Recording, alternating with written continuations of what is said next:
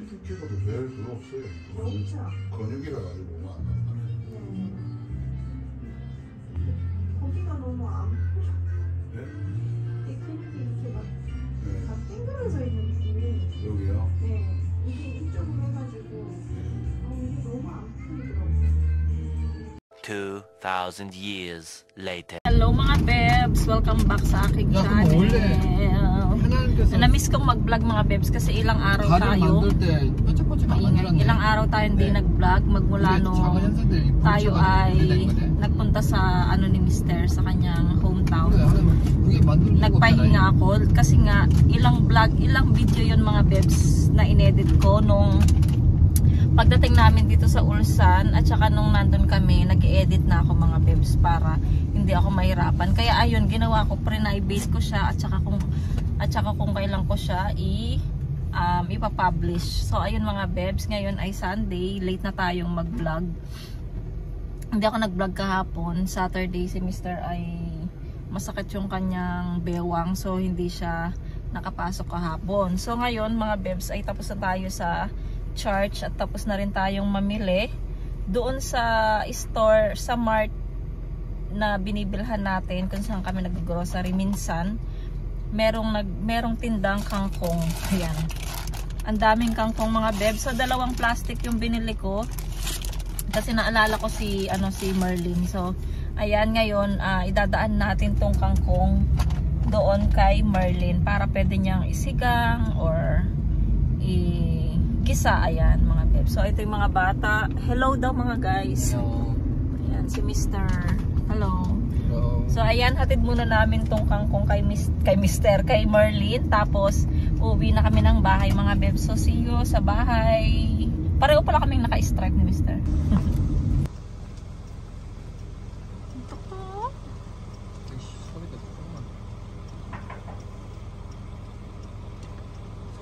소리 쳐야지. 이모 해야지.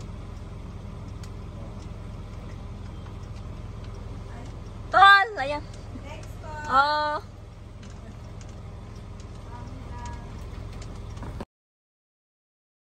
Kami sa bahay mga bebs. Na ibigay ko na yung kangkong.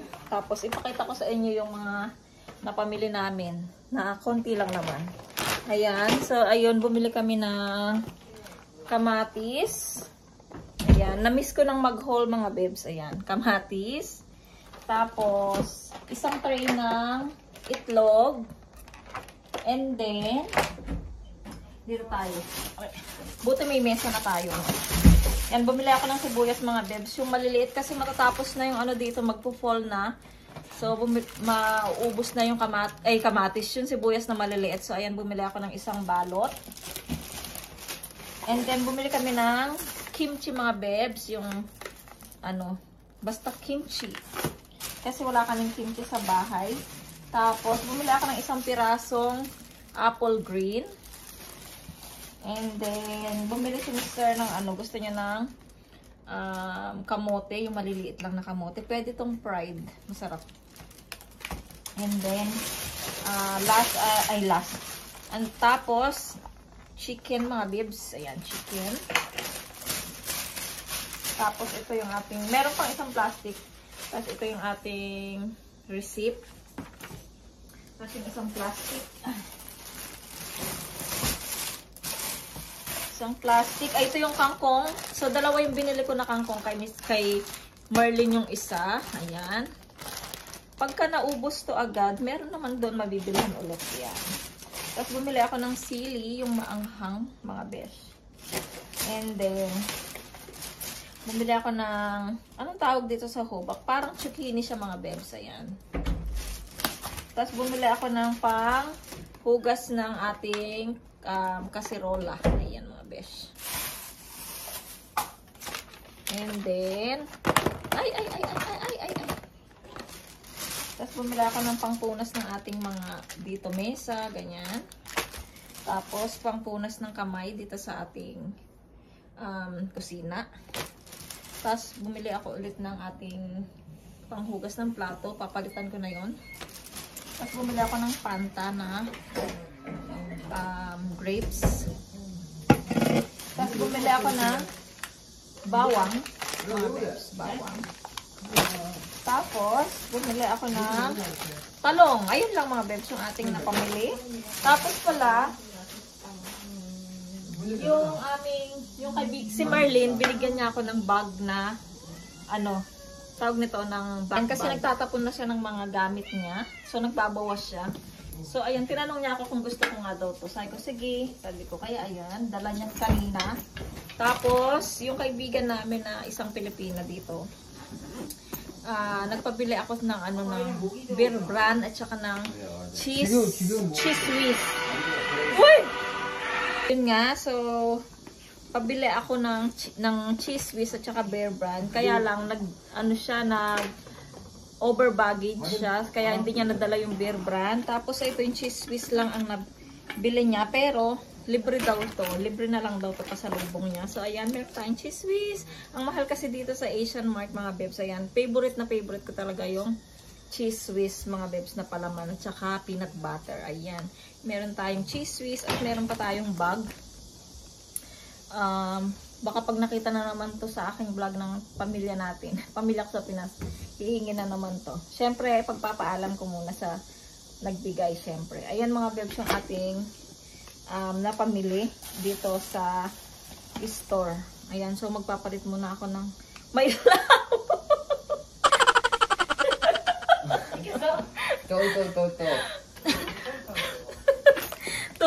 Tuwing nagbo-vlog ako mga bebs, lagi itong umiiksena, lagi naguhubad.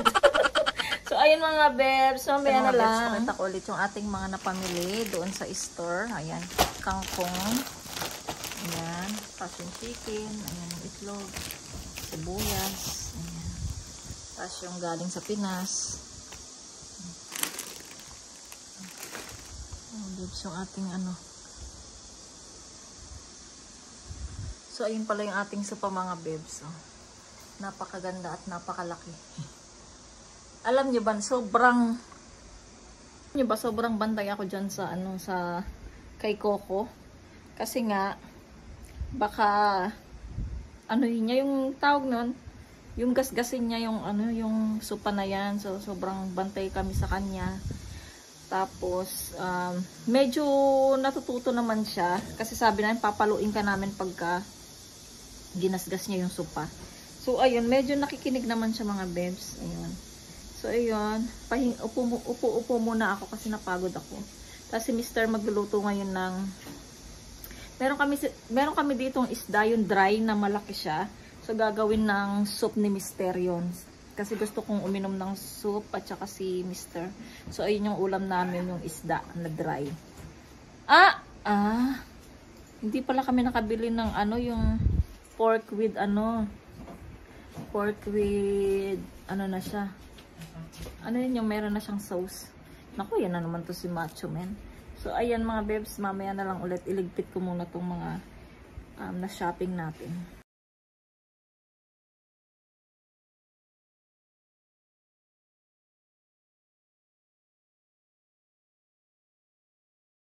The next day. Morning mga bebs, hindi ko natuloy yung ating vlog kahapon. Ay, pangit na naman ng bangs natin. Ganyan na lang. So, hindi natin natuloy yung vlog natin kahapon kasi sobrang tired tayo. Tapos, nagluto si Mr. kagabi, hindi ko na na-vlog kasi nga busy akong tulong sa kanya. At saka kagabi, medyo hindi pa rin nawawala yung sinat ko mga bebs. Nandiyan pa din. So, masakit yung pakaramdam ko kagabi. Kaya hindi ko natuloy. Tapos ngayon ayun, pumasok si Mr. kahit na masakit yung kanyang bewang mga bebs. Tapos si Yeram, ayan, first day of school. Tapos na yung kanyang summer vacation. So, tinatamad nga siya, ayaw niya. Pero hindi pwede dahil pasukan na eh. So, ayun mga bebs, yung ating Tapos ang aga-aga, ginawa na ko ng trabaho ni Coco. Kasi pag kaninang umaga, nag-aasikaso ako para sa kay Yeram kasi nga, breakfast. So, ayun, pumanik siya sa mesa, tapos gusto niyang amuyin yung gatas ni Yeram. So, tapos ginanon ko siya, nasagi ko yung aking base doon, yung tubig. So ayun, nabasag siya. Kaya ayun, naglinis tayo ng maaga. Hindi ako nagalit kay Coco kasi hindi naman niya kasalanan yun. So ayun, si Coco ngayon, nandun lang siya. Ayun. Coco ng paboreo. Tapos ayun mga bebs, ang ating ganap. So igana naman tayo, 7:24 pa lang.